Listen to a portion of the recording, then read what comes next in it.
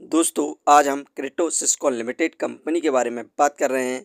यहाँ पर इस कंपनी से अपडेट निकल कर आ रही है जिसमें इस कंपनी ने अपना Q3 रिजल्ट फाइनेंशियल ईयर 2026 का अनाउंस कर दिया है, जिसके बाद हमें कंपनी में रॉकेट तेजी देखने को मिल रही है।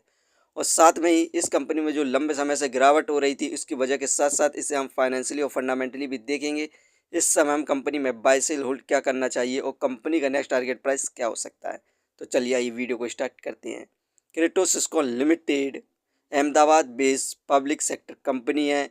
इस कंपनी का मेनली काम software development, IT solution, real estate development sector का है। दोस्तों क्रेटो सिस्कॉन लिमिटेड कंपनी का शेयर प्राइस अभी 79 पैसे चल रहा है। आज के दिन इस कंपनी में हमें अभी तक 6.76% के रिटर्न्स देखने को मिल रहे हैं, जो कि पॉजिटिव रिटर्न्स हैं। वहीं पर एक महीने में इस कंपनी के द्वारा हमें शानदार रिटर्न्स देखने को मिले 29.51% के।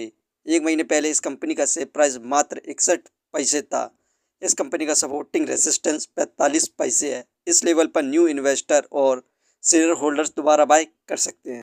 दोस्तों इस कंपनी से जो अपडेट निकल कर रही है उसे देखें तो इस समय क्रेटो सिस्कॉन लिमिटेड कंपनी का Q3 रिजल्ट फाइनेंस ईयर 2026 का आ चुका है। इसकी परफॉर्मेंस की बात करें तो हमें नेट सेल में डिक्लाइन देखने को मिल रहा है। इस समय 0.43 करोड़ हुई है नेट सेल, जबकि पिछले साल इस कंपनी की नेट सेल 2.76 करोड़ थी।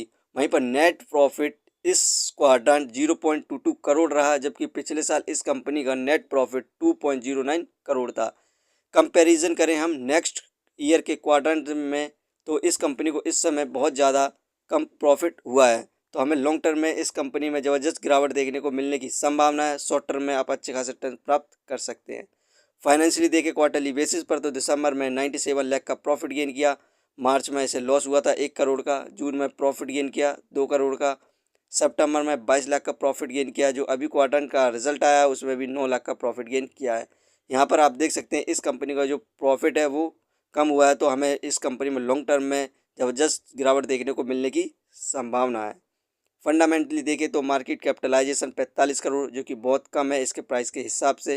डेप्थ ऑफ इक्विटी 0.01, ये एक लगभग कर्ज फ्री कंपनी है। रिटर्न ऑफ इक्विटी 2.74%, ये हमें पर ईयर 3% के रिटर्न्स दे रही है, जो कि बैंक के बराबर ही रिटर्न्स माने जाते हैं। अर्निंग पर शेयर 0.02, ठीक है, डिविडेंड दे नहीं रही है। बुक वैल्यू 1.04, ये शेयर इस समय बुक वैल्यू से बहुत ज़्यादा सस्ते दामों पर मिल रहा है। Face value 1।